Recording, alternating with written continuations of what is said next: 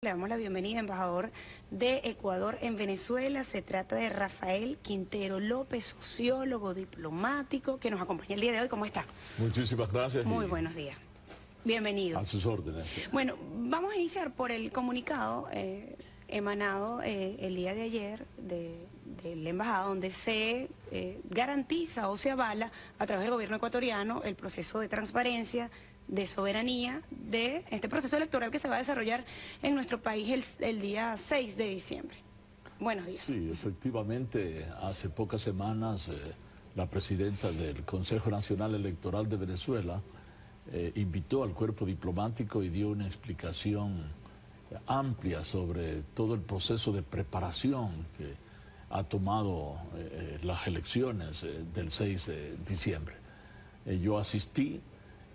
Nos entregaron inclusive un material que yo he estudiado, un libro y un disco compacto donde se explica exhaustivamente con datos empíricos hasta la saciedad el conjunto de auditorías. Son 23 auditorías que ha tenido el proceso, que revelan la transparencia del mismo, la gran capacidad del sistema electoral venezolano para garantizar el sufragio, su secreto, la universalización de la votación, la ampliación del cuerpo electoral en el tiempo, porque indudablemente en nuestros países existía en el pasado una gran restricción en la participación, intricación electoral.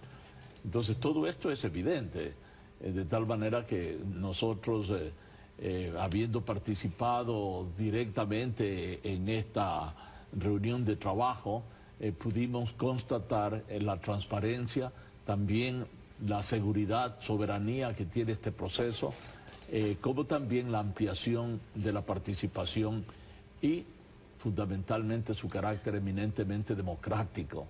De tal manera pues que esto lo decimos en el comunicado, porque indudablemente tenemos una obligación para con el pueblo venezolano de decirle cómo nosotros, como diplomáticos, percibimos lo que ellos tienen a mano.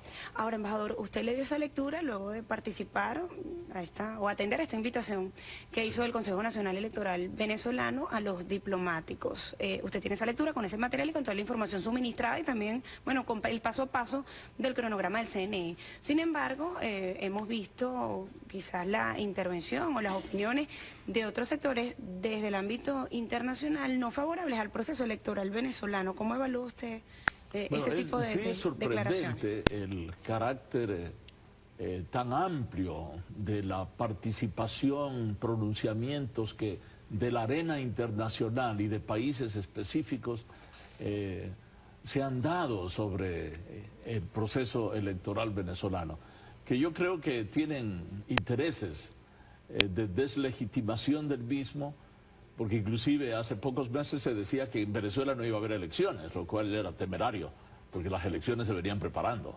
Entonces eso es temerario. Pero ¿qué considera que son esos, o cuáles son los objetivos que considera usted prevalecen en ese tipo de afirmaciones? Pues deslegitimar el proceso electoral, crear una especie de reflejo condicionado en los electores para que se espere unos resultados que puedan ser cuestionados.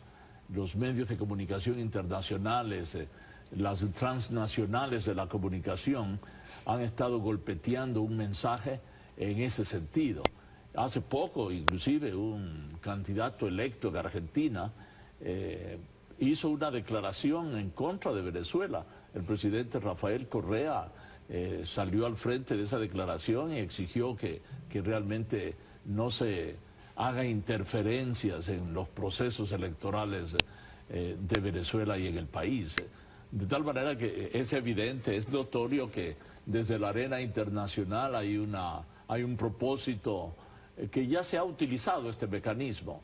Yo quiero recordarle a la audiencia que el movimiento UNO, dirigido por Violeta Chamorro en Nicaragua, recibió todo un apoyo, inclusive financiero, un decreto del Congreso de los Estados Unidos para otorgarle 250 millones de dólares a esa candidatura.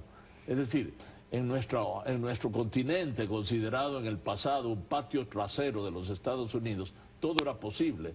Pero así están acostumbrados algunos actores internacionales a vernos. Y ahora nosotros efectivamente tenemos que rechazar ese tipo de interferencia en lo nacional popular, como es un carácter eleccionario como el que está en este momento abocado a cumplir Venezuela. Embajador, usted está acá en nuestro país desde febrero de este año, es decir, que ha visto el proceso de este mes acá en tierras venezolanas, de la reacción incluso de organizaciones políticas, del acompañamiento internacional, del Consejo Nacional Electoral. ¿Qué ha visto usted desde el mes de febrero hasta acá previo a este proceso electoral, para entrar un poco en la importancia de la elección que se va a desarrollar en nuestro país el 6 de diciembre? Bueno, miren, todo proceso electoral constituye y es un mecanismo de transmisión del mando. En las democracias liberales, donde hay solo un sector que domina el poder y copa todos los organismos del Estado, pensemos en Estados Unidos, el Partido Demócrata y el Partido Republicano. Las elecciones son eso, son simplemente el reparto del poder sucesivamente entre los mismos. No hay diferencia entre el Partido Republicano y el Partido Demócrata. Inclusive hay un sociólogo, Talcott Parsons, que habló del consenso suprapartidista de los demócratas y republicanos. No hay ningún cambio. En la política nada se cambia. Y naturalmente eso tiene un efecto en la población, que como nada se cambia a través de los procesos electorales, no participa en elecciones en Estados Unidos. Y sobre todo porque los estadounidenses conocen que ellos no eligen a su presidente. No Hay es esa un elección colegio directa. electoral. El señor Al Gore ganó la mayoría de los votos, pero no resultó electo. Es decir, bueno, ese es un mecanismo que los norteamericanos gustan, se dice. Habría que averiguar si es realmente así. Pero en todo caso, ahí existe una definición de lo que son los procesos electorales. Es entre los mismos, hay un consenso suprapartidista. En el caso venezolano, en esta ocasión, indudablemente hay una percepción de la oposición de que no teniendo suficiente presencia en la Asamblea, ellos pueden llegar a mejorar su presencia. Es decir, que incluso perdiendo ganen en el proceso electoral del 6. Yo veo que esa es la percepción que existe en ellos, pero han tomado un atajo que no es precisamente el atajo que las reglas del juego democrático asignan a los procesos electorales. Ha habido intentos de desestabilización, no solamente del proceso electoral, sino también de todo el sistema político que se está constituyendo en Venezuela. Y eso pues indudablemente desdice de las buenas intenciones que se tengan frente a un proceso electoral. Las elecciones en Venezuela parecen ser percibidas como un mecanismo que va a otorgar un cambio de poder, pero el pueblo venezolano sabe que eso, de ser cierto, indudablemente llevaría a modificar también las políticas públicas que emanen de una asamblea. Modificar la legislación. Y tiene pues que reflexionar sobre eso. Además, las políticas de integración latinoamericanistas, sudamericanas, serán modificadas en caso de que eso se dé. De tal manera que de ahí proviene la importancia, la trascendencia de las elecciones del día domingo. Embajador, tenemos que hacer una pausa en este desayuno. Usted entró en política, en esa política internacional de integración. Quiero abordar ese tema y también comparar un poco el proceso político que se vive en nuestro país con el proceso político de Ecuador, quizás algunas similitudes que usted nos pueda colocar acá en la balanza. Lo vamos a revisar luego de la pausa. Va a continuar con nosotros el embajador de Ecuador en Venezuela, Rafael Quintero López, sociólogo diplomático. Nos acompaña el día de hoy en este... Amigos, de vuelta con ustedes en este desayuno. Nosotros continuamos con nuestro invitado, el embajador de Ecuador en Venezuela, Rafael Quintero López, que nos acompaña el día de hoy. Embajador, quedaron algunas preguntas antes de ir a la pausa. Usted hablaba de esos esfuerzos de integración y de lo importante que a través también de las leyes se puedan consolidar, puedan permanecer o no en el tiempo. Por supuesto, depende de la legislación también nuestra. Háblenos un poco de eso porque mucho se logró o mucho se ha logrado en los últimos años a través de mecanismos de integración como UNASUR, ALBA, Petrocaribe, CELAC. Sí, eso es decisivo también en este proceso electoral porque la legislatura va a apoyar o no los procesos de integración que surgieron como sueño de Bolívar hace 200 años y que fueron planteados también en la Carta de Jamaica. De tal manera pues que partiendo de una constatación universal, ningún país en aislamiento por sí solo y con los recursos de ese solo país aislado puede lograr el bienestar, sobre todo para su población mayoritariamente. De tal manera pues que el sueño de integración que se ha descrito cuando usted menciona a esos organismos multilaterales está también en juego. Es decir, ¿con quién nos unimos? Nos unimos comercialmente, económicamente con el norte del mundo, con Estados Unidos, con Europa, con los cuales hay que tener comercio. Hay que tener comercio. Venezuela y Ecuador tienen en Estados Unidos un mercado importante para las exportaciones y eso hay que mantenerlo. Pero, sin embargo, el asunto es la integración de los esfuerzos para el desarrollo con relaciones que sean ganar-ganar en ambas partes y garantías para el beneficio, porque unas relaciones neocoloniales donde se llevan todo, lo pagan barato, obviamente durante 2 siglos nos ha perjudicado. Entonces, indudablemente, también en este proceso electoral está en juego eso. En todas las elecciones que se están dando en América Latina, nosotros tendremos también elecciones el próximo año y eso estará en juego. Ahora la política internacional se ha convertido en un punto de llegada de la política interna. No está tan distante y el pueblo está entendiendo su importancia cuando se habla de integración. Mire usted los europeos tienen el 80% de su comercio entre los países europeos.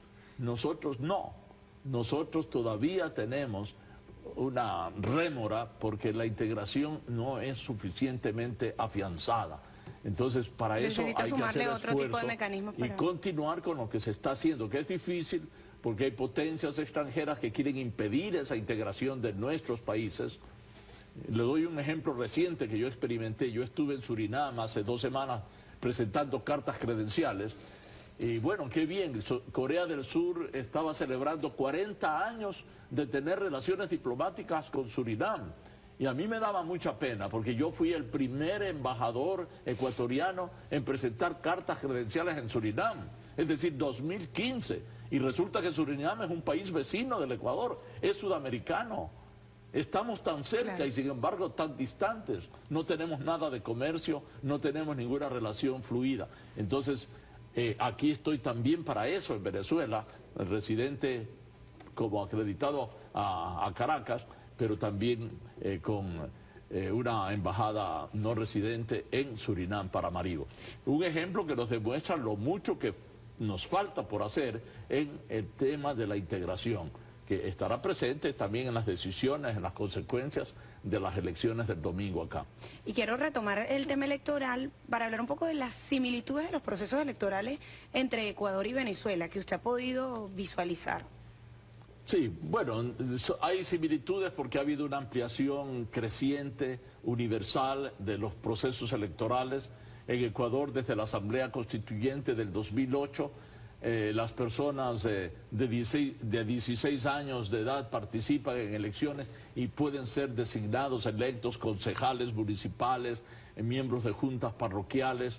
Hay una enorme participación. Las mujeres tienen pleno derecho a través de la norma de la secuencialidad y la alternabilidad en las listas de candidatas para que ellas tengan la capacidad de llegar a ser el 50% de los organismos de poder, el Congreso, los consejos municipales, etc. Es decir, ha habido cambios importantes.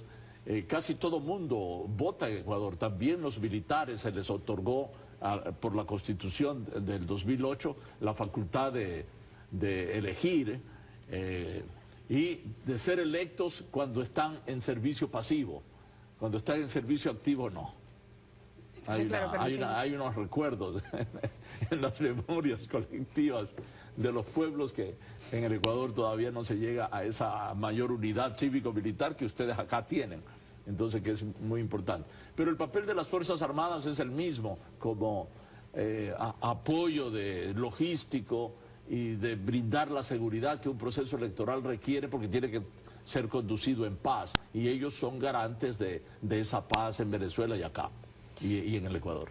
¿Qué le diría usted, embajador, a ese elector, a esa electora que, bueno, ha sido bombardeado en los últimos días y en este momento de campaña electoral, de comentarios acerca del Consejo Nacional Electoral, del proceso electoral, y me refiero a comentarios que vienen fuera de nuestra frontera? ¿Qué se le dice a ese elector y esa electora? Que este 6 de diciembre debe acudir a su centro de votación y debe confiar en el organismo electoral que tenemos acá, y creo que ha mostrado también garantías de que así debe ser. Bueno, yo le contaría una historia real. El presidente Nixon de Estados Unidos fue electo por el 16% del electorado de los Estados Unidos. Es decir, 16% del electorado. Es nada. Sin embargo, él fue electo presidente. Es decir, la enorme mayoría del pueblo norteamericano no participó en esas elecciones. Él llegó al poder y sus asesores, expertos en legitimar cualquier cosa, hablaron y se inventaron el término la mayoría silenciosa. Las mayorías silenciosas fuera del poder no mandan, no ordenan ni tienen poder para decidir a favor suyo o para participar en la elaboración de las políticas públicas.